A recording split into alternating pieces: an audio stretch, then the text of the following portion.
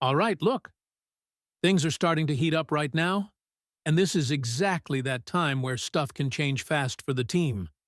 We're getting closer to the draft. Rumors are flying everywhere, and there are a few situations developing that could seriously shake up what happens next.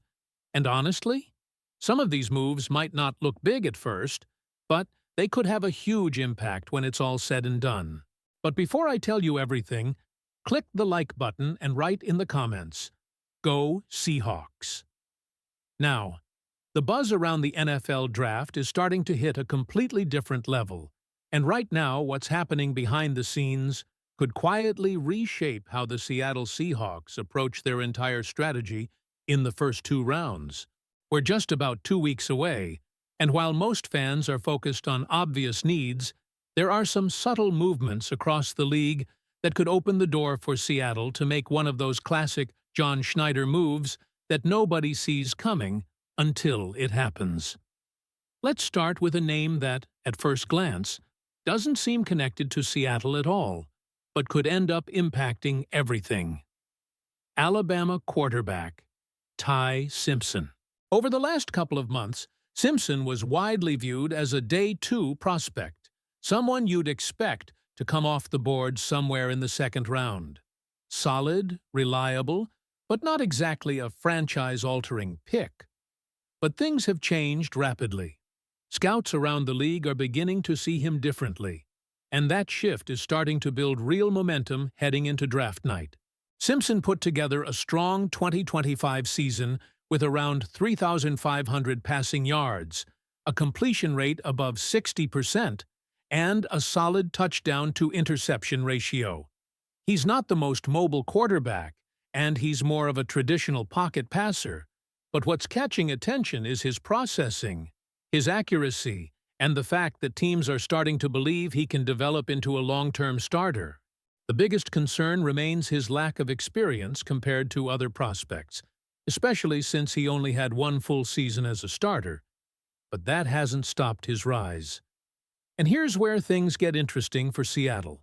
The more Simpson climbs, the more desperate quarterback-needy teams become. Franchises like the Cardinals, Jets, Browns, and even the Rams have been loosely connected to him. When multiple teams start circling a quarterback late in the first round or early in the second, it creates pressure. And pressure creates trades. Teams begin looking to jump each other, to secure their guy before someone else does. That's exactly where the Seahawks could benefit. Sitting toward the back end of the first round, Seattle is in a prime position to trade down. If a team falls in love with Simpson and fears losing him, they might call John Schneider and offer additional picks to move up. And if there's one thing we've seen over the years, it's that Schneider is never afraid to move around the board if it means gaining value. So ironically, Seahawks fans should be rooting for Ty Simpson to keep rising, because his rise could directly lead to Seattle stacking more draft capital. Now shifting to a story that hits much closer to home, the Seahawks have already started bringing in prospects for top 30 visits, and one of the most notable names is cornerback Brandon Sissy. This is significant because these visits often reveal which players are truly on the team's radar. Sissy is an intriguing prospect, young, extremely athletic, and versatile enough to line up inside, outside, or even in hybrid roles depending on the scheme. What stands out about Sissy is that he hasn't fully reached his ceiling yet. His production at South Carolina was solid, but not elite. However, there's a belief that his development may have been limited by the system he played in. This is a situation Seahawks fans have seen before. A player with raw talent enters a better structure in Seattle and suddenly looks like a completely different athlete. That potential is what makes Sissy such an interesting option. There's also a strategic layer here. Based on current projections, Sissy is expected to be selected somewhere between picks 40 and 50. Seattle's second-round pick sits at 64, which means if they stay put, they likely miss out on him. But if they trade back from the first round and pick up additional assets, they could position themselves perfectly to land Sissy while still gaining extra value. It's a classic draft manipulation scenario, and it fits exactly how this front office likes to operate. Another name generating real momentum is edge rusher Zion Young out of Missouri. This is a player who feels almost tailor-made for Mike Macdonald's defensive system. Young brings strength, length, and a growing ability to pressure the quarterback. But what really defines him is his consistency against the run. He's the type of defensive end who can impact every down, not just obvious passing situations. Seattle's edge room has talent, but there are long-term questions. Veterans like Uchenna Nwosu and DeMarcus Lawrence aren't getting younger, and adding a player like Young would give the team a chance to develop the next cornerstone piece. What makes this even more real is that the Seahawks are hosting Young for a top 30 visit, which strongly suggests he's under serious consideration at pick 32. And then there's Avon Terrell, one of the most fascinating cases in this entire draft class. Earlier in the process, he was projected as a high first-round pick. But after a disappointing 40-yard dash time and concerns about his physical measurements, his stock has taken a hit. Now, there's a real possibility he could still be on the board when Seattle picks. This creates a dilemma. On one hand, scouts are questioning his athletic ceiling and whether he can match up at the NFL level. On the other hand, his college production, versatility, and physical style of play suggest he could still be a very valuable piece. He's a willing tackler, can be used in multiple roles, and has shown flashes of high-level play. Some even believe his poor testing numbers were impacted by a hamstring issue, which raises the question, are teams overthinking this? For the Seahawks, who have shown a willingness to bet on players with upside and specific traits, Terrell could be a gamble worth taking, especially in a secondary that continues to evolve and look for versatile contributors. When you put all of this together, what you're really seeing is a draft landscape that's shifting in ways that could benefit Seattle if they play it right. The rise of a quarterback like Ty Simpson could trigger trades. The interest in players like Brandon Siss and Zion Young shows clear positional priorities. And the uncertainty around Avon Terrell presents an opportunity to capitalize on value if he slips.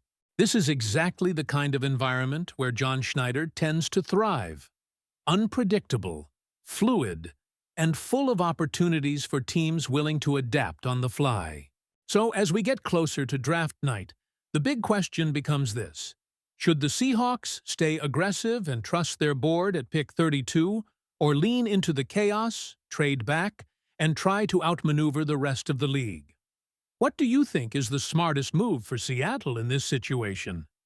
And this is where everything starts to come together in a way that could define not just this draft, but the direction of the Seahawks over the next few seasons. Because when you look at all these moving pieces side by side, it becomes clear that Seattle isn't locked into one path. They're sitting in a position of leverage, and what they choose to do with it could completely reshape the roster. If the Ty Simpson momentum continues, and all signs suggest that it will, then draft night could turn chaotic very quickly. Quarterback-needy teams don't sit still when they feel like their guy is slipping away. They panic, they overpay, and they start making calls. That's when John Schneider becomes one of the most dangerous general managers in the league. He's shown time and time again that he understands how to read the room, and more importantly, how to take advantage of it. Imagine this scenario playing out. A team picking early in the second round sees another franchise just ahead of them showing interest in Simpson.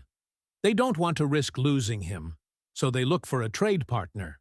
Seattle, sitting at 32, becomes the perfect target. A deal gets done, the Seahawks slide back, pick up extra capital, and suddenly they're in a position where they can still target players like Brandon Siss while adding more picks to address other needs. And that's the key point here: flexibility. Because if Seattle moves back, they're not just targeting one player anymore. They're opening the door to multiple impact additions. Sissy becomes more realistic. Zion Young could still be in play depending on how far they move and how the board falls. And even someone like Avon Terrell, who is sliding, could end up being taken at a much better value spot instead of at 32. Now, let's talk about the risk, because it's not all upside. Trading back always comes with uncertainty. You're giving up the chance to take your top-ranked player in exchange for quantity. And if the board doesn't fall the way you expect, you could miss out on multiple targets at once. That's the gamble. That's what makes draft night so unpredictable. But if there's one thing this front office has built its identity on, it's trusting their evaluations. They don't just draft based on consensus rankings. They draft based on fit, on development potential, and on how a player fits into the system that the coaching staff wants to run. That's why a player like Zion Young is so intriguing. In the right system, he's not just a rotational piece. He could become a foundational defender. And under Mike Macdonald, there's a real belief that his skill set would be maximized. The same logic applies to Brandon Siss. You're not drafting him for what he is right now. You're drafting him for what he could become in a defense that knows how to develop secondary talent. And we've already seen hints of that transformation happening with previous players. So when you hear that Seattle is bringing him in for a visit, that's not sleuthy. It's intentional. They see something there. And then there's Avon Terrell, the wild card in all of this. Because while other teams may be backing off due to measurables and testing numbers, Seattle might be one of the few organizations willing to look past that and focus on what shows up on tape. Physicality, versatility, effort. Those are traits that translate.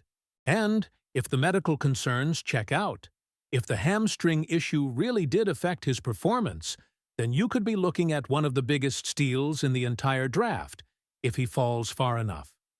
So now, the Seahawks are essentially sitting at a crossroads with multiple viable paths. Stay at 32 and take a player like Zion Young, who fits immediately and fills a long-term need. Or trade back, accumulate more assets, and target a combination of players like Sissy and Terrell, while still addressing depth across the roster. And don't forget, this roster isn't desperate. That changes everything. When you're not drafting out of desperation, you can afford to be strategic. You can afford to wait. You can afford to let the board come to you instead of forcing a decision. That's a luxury not every team has, and it's exactly why Seattle could end up being one of the biggest winners of this draft without ever making a headline pick. As we get closer and closer, the tension is only going to build. More rumors will surface. More players will rise and fall. But the underlying theme here is clear. The Seahawks are in control of their destiny. Whether it's capitalizing on Ty Simpson's rise, targeting high-upside defenders, or trusting their board at 32, every option is still on the table.